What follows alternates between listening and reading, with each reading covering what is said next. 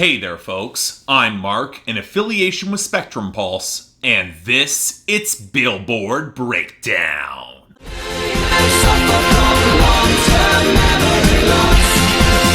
I don't remember. The prediction I made last week was that this week would be relatively quiet. I was not expecting it to be this quiet, though. Sure, next week could well see a small album bomb from DaBaby, or maybe a smattering of Kevin Gates, but this week? Yeah, one of the fewest numbers of new arrivals I've seen in 2019. And I'm not really all that thrilled about it, given that the current Hot 100 feels kind of shaky to mediocre on average, and not really seeing what's coming that's gonna make it better. Anyway, our top 10, where for yet another week, Lizzo holds the number one with Truth Hurts.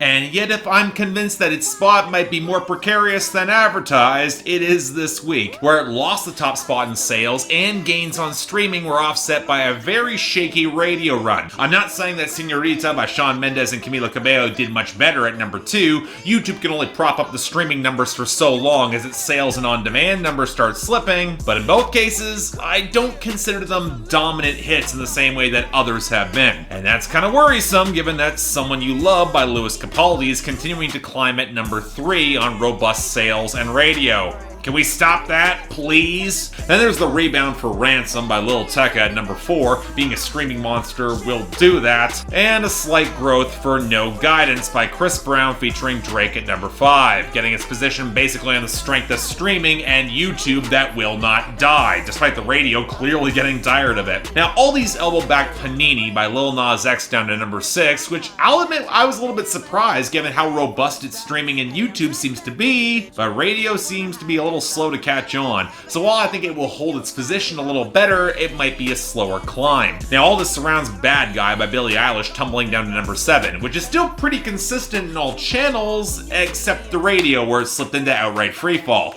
Again, it might be a slow drop, but it is on its way out. Now the next two are from Post Malone, with Circles unsurprisingly rising to number 8, riding radio swell and good sales, over top of Goodbyes with Young Thug at number 9. Kind of expected given how its sales and radio are dissipating. Now finally, holding up at number 10, we still have Old Town Road by Lil Nas X featuring Billy Ray Cyrus, which thanks to the YouTube that will not die and yet another sales rebound held this spot. And really I've stopped predicting how this will rise and fall months ago, so who the hell knows how long it's gonna last. Now for our losers and dropouts, again, we're still seeing a lot of residue from the Post Malone album bomb 2 weeks ago, which in this case translates to drops that have been long coming, like Press by Cardi B and All to Myself by Dan and Shay, both which seem likely to miss the year-end list for 2019. And the majority of the rest of our losers, they're Post Malone as expected. Enemies with DaBaby at 36, Saint Tropez at 48, Hollywood's Bleeding dripping down to 53, Die For Me with Future and Halsey dropping to 59,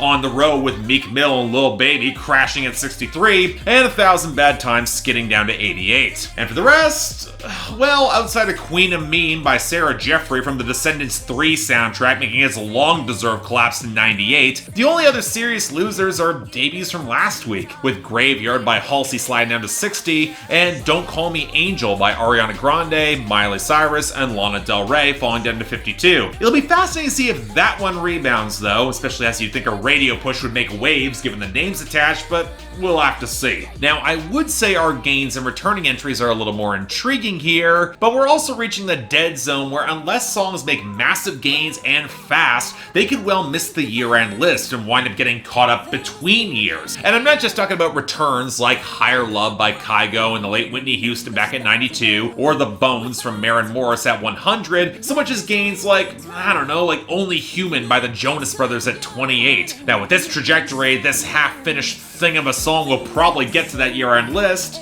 but likely just barely. But a song like 223's like YNW Melly and Line Glock 9 surging up to 38 likely just will not have enough time to scrape up there. And the rest of our scattered gains, they aren't even close. Babysitter is riding DaBaby's hype with Offset to 71. Playing Games by Summer Walker is probably coasting off the album hype to 74. Tip of My Tongue by Kenny Chesney's up to 76 because we need something sedate to fill in Nashville radio time. Probably the same case with Remember You Young by Thomas Rhett up to 85. And Hot Girl bummer by Black Bear is up to 79 because nobody has taste or decency anymore in America. Seriously, the only reason I can see this picking up gains at all is streaming playlist payola bankrolled by the worst people imaginable. Screw that song with a potato peeler, it's terrible. But you know what, let's move on to much better topics, and since we have such a small list of new arrivals, I think it might be a fun idea to bring back my old world hit segment where I focus on a song that is huge abroad. Or you know what, maybe that ideal hit segment where I look at a song that could well be big on the Hot 100 with the right promotional strategy and placement. Actually, I got a better idea.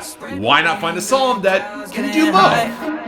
We ain't hit a rave in a while. Sounds of the surf. So take me back to London. So alright, let me make this clear. I completely get why this isn't huge in the United States. Grime has always had inconsistent crossover rates, and from the subject matter and some of the guest stars specifically, you can tell that Ed Sheeran was intending this more for his UK audience only. Which, yeah, paid off in spades, given that this has been #1 in the United Kingdom for 5 weeks over there. And yet it's also kind of a shame, given that it's not only the best song on #6 Collaborations project, it's also probably the only song that resembles the original Grime Collaborations EP that inspired Ed Sheeran in the first place. And let me also make this clear, while I'm featuring the video of the remix, I actually tend to like the original a fair bit more. Stormzy and Ed Sheeran have some good interplay, and while JK and Ice bring different voices to the track, I'm not convinced either of their verses are strong enough to hold up against the original, where the flex just feels a fair bit more convincing, hitting that tight balance between raw ego and the rougher scene in which both artists sprang. And I always kind of thought that the production had actually a surprising amount of punch to it. All the rubbery strings and synths against the atmospheric whooshes, and the very spare trap stutter with that thicker bass beat and the chill tightness. It might not feel as raw as the more underground side of grime or trap, but this sort of crossover hits precisely the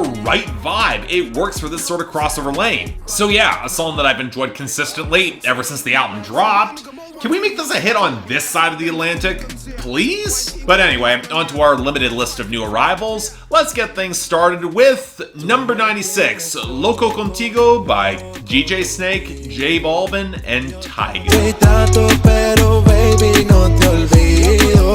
So we only have 5 new arrivals. 2 of them are reggaeton, 1 is disposable trap, and 1 is the just as disposable Maroon 5, so we got some slim pickings here. This time opening up with DJ Snake teaming up with J Balvin and Tyga of all people. And I will say this, it's very telling how quickly DJ Snake can desaturate his sound for a generic auto-tuned reggaeton song with perhaps one of the most generic Tyga verses I've heard, where he describes his old girl as an antique, but because his new girl has a new body, she is an art piece, and if this isn't objectification, I really don't know what the hell is. And translating J Balvin's verse is not much better, especially given how tuned out and oddly dejected he sounds on the song. I mean, not surprising when you're doing a song with Tyga and DJ Snake a couple years past his prime, so yeah, kind of disappointed coming from DJ Snake, but this isn't all that good. Next, number 93, Stuck in a Dream by Lil Mosey and Gunna.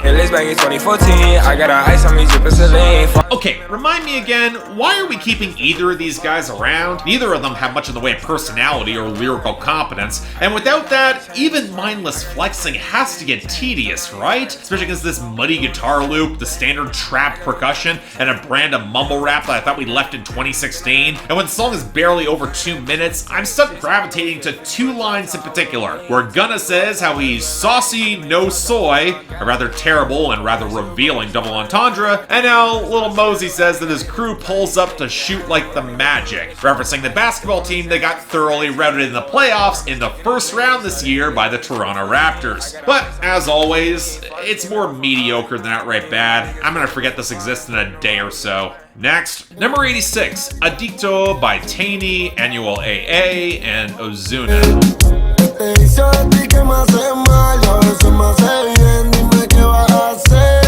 Oh boy, 3 artists I've never liked team up for a reggaeton song I'm gonna forget in record time. How delightful! And yeah, that's exactly what this is. With the spongy percussion, the underweight synths, Anuel AA croaking through the watery auto-tune, and somehow leaving Ozuna with the most compelling part of the song.